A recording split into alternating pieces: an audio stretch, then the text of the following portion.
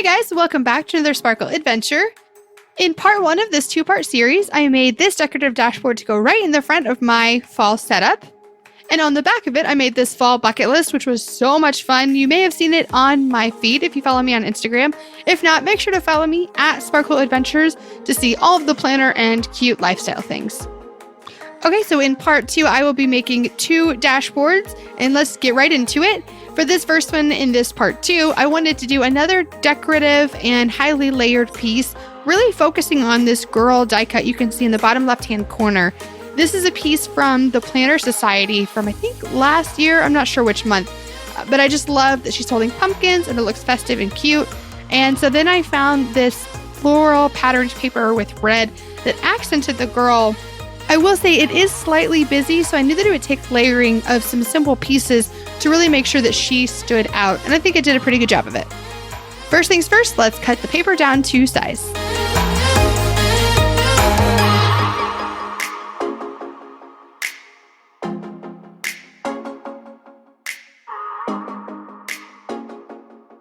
Next up comes the really fun layering and trial and error of pieces to see what goes really well together. I started by looking at the ephemera pack from the Maggie Holmes Heritage Collection.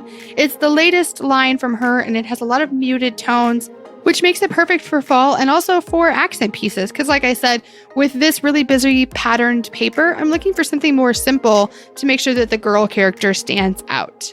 Normally when it comes to this part of the project, I will cut it out or speed it up to save time, but I thought it would be really fun for me to go through the decision-making process of why I use or don't use a piece, starting with this floral tag right here.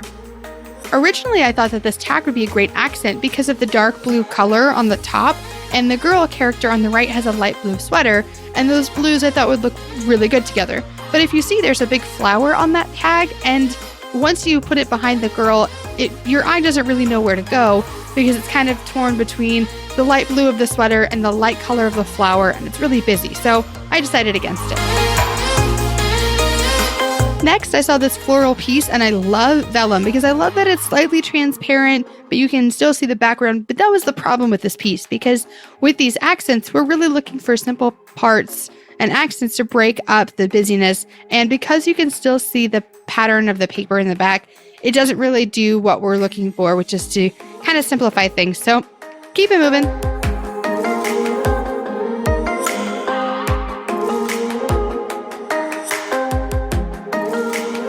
I totally love this tag piece that I found in the ephemera pack, and I thought it would be a great accent because it's a nice khaki color, it's not distracting, it helps the girl stand out.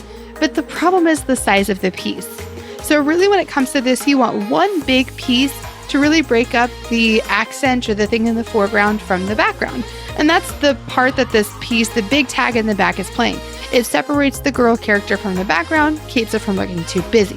But now when it comes to all the other accent pieces, you really want them to be smaller than her so that it's, again, not distracting and that she stands out. So you'll see me kind of play around with this. I thought I might keep it and then trim it down so that way it was a little bit shorter. So I kind of kept it and played to see what kind of options I have. But in the end, I ended up taking it out because it just didn't work. And I really didn't want to cut it down. I wanted to keep the full size for maybe another project or something else.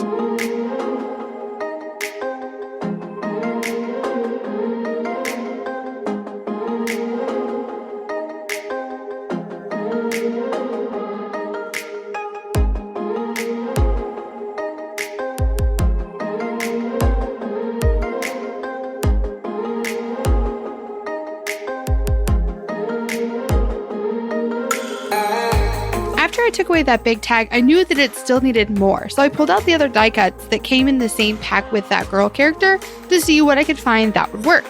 It had some pumpkins, and I thought that'd be a great accent. It's slightly oversized if you think about, there's probably not a pumpkin that large in relation to the girl character, but it was really cute.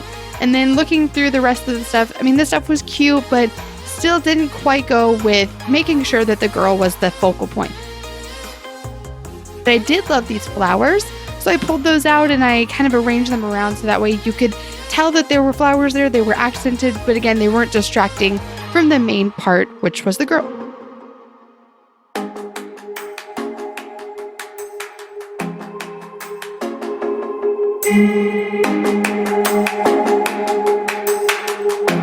Next, I pulled out some of the smaller pieces from the Heritage collection, the ephemera pack, and I kind of looked to see what would go. I loved this mustard color tag with the bow on it. It was super cute, but I thought the bright color was distracting. But this blue tag, on the other hand, perfect. It fits all the boxes.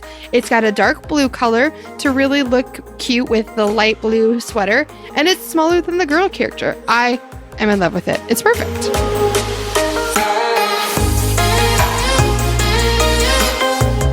As you can see, I tried to make the little tiny adorable yellow tag work, but it just doesn't.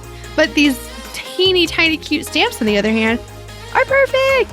I love that I could tear them off, and so I just used one of them as opposed to all three, put it right on top of that blue tag, and it was good to go.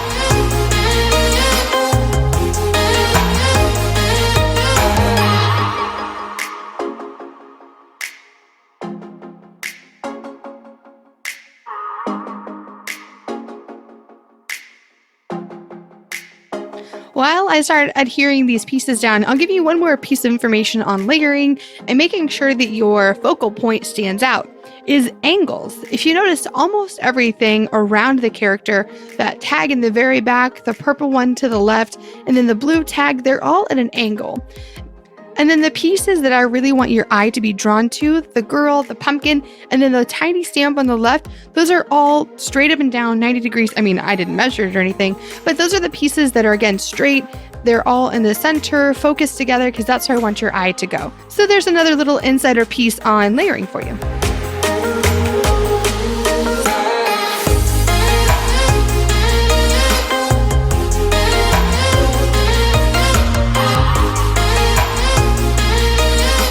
Okay, so I did jump ahead. I just laid down and adhered the last piece, and now it's time to put on something on the right-hand side. I thought that it could really use some sort of wording. I wasn't sure what to use, and then I saw this sticker in one of the Happy Planner sticker books, the one that is just fall stuff, and it says, "But I love fall most of all." And I thought that was perfect. It fits me, it fits the theme, and it was the perfect size. So once I kind of figured out exactly where I wanted it to go, I laid it down, and then I added some accented rhinestone pieces around it. When I was sticking the rhinestones down, I decided to stick with the rule of 3 when it comes to the placing and how many I wanted to use. Something about your eyes and seeing 3 of something, it's just really visually satisfying. So I put one at the bottom, one in the middle, and then I moved this top one down a little bit so it was on top of the pink, so that your eye was really drawn to that pink band and everything in the center. And then it was done, and I was in love. If you watched part 1, you heard me say that I really hate leaving the back of a double-sided piece of paper unfinished, especially if it's in my planner and or a dashboard. But at this point, it was late in the evening. I was kind of tired of creating. I wanted to crank out something simple for my last dashboard because I needed 3. So I went with the easiest style of dashboard I know, which was a washi dashboard. First things first, I cut a piece of white cardstock down to size. I didn't want to use pattern paper because it was just going to get covered up anyway. And then I picked my washi. The maroon with gold foil, diamond pattern is from Auburn Lane. The plaid you see next to it is from Joanne. Then there's a small, I guess maybe 5mm navy blue with a bronze foil branch pattern. Mustard with arrows is Carpe Diem. Orange with gold foil bows, Simply Gilded. Then there's a really wide floral with rose gold foil. That's from the Planner Society. And then lastly is this mustard with lines and polka dots. And surprisingly, I have no idea where it came from. As you can see, it's pretty easy. I'm just going to go through, lay the washi down, and then trim it down. So I'm going to stop talking, turn up the music, and then we can watch this super satisfying little compilation of me laying down washi strips.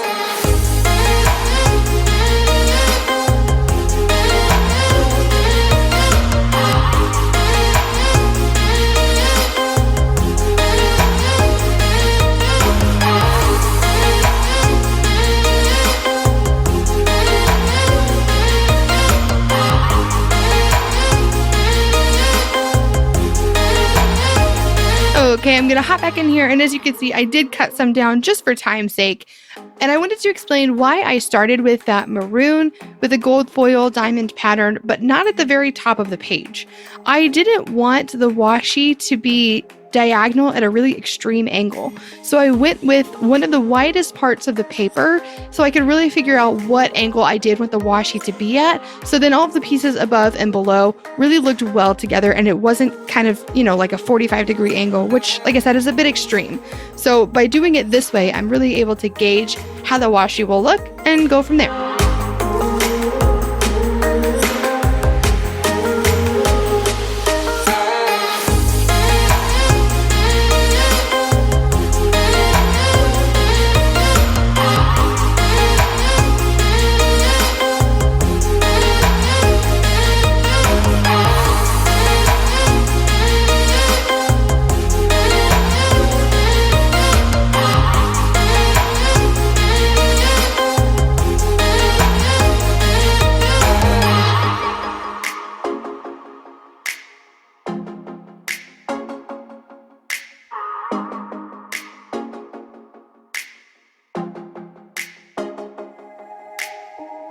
Okay, so now that I have all the washi down, it's time to pull it up off of the desk and trim it down. I use scissors, but now that I'm watching this back, I probably could have done one of those guillotine cutters where it's just like I'm going to use a sound effect, but it doesn't mean anything, but it is like a shoop, just a straight. Okay, I'm going to stop trying to describe this to you, but I think you get what I'm saying. Because when I'm using the scissors, all these little washi flecks get on the scissors, on the desk, on me. It's kind of messy. But it's also kind of weirdly satisfying. Anyway, so I trim it down, and then I punch it using the Happy Planner punch, and it was done. See? Simple, easy, done for the night, ready to call it a day.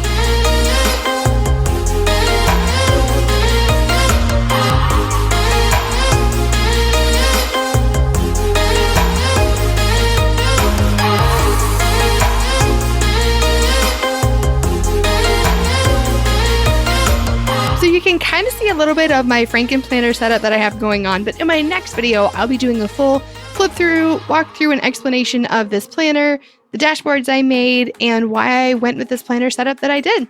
You can also read more about it in my blog posts that I've put up recently, and you can get the lowdown on the planner challenge I'm putting myself through for November, December, and maybe even all of 2020. The links to everything are, as always, in the description down below. Thank you so much for hanging out with me during my setup of these dashboards for my brand new planner, and I'll see you next time. Bye!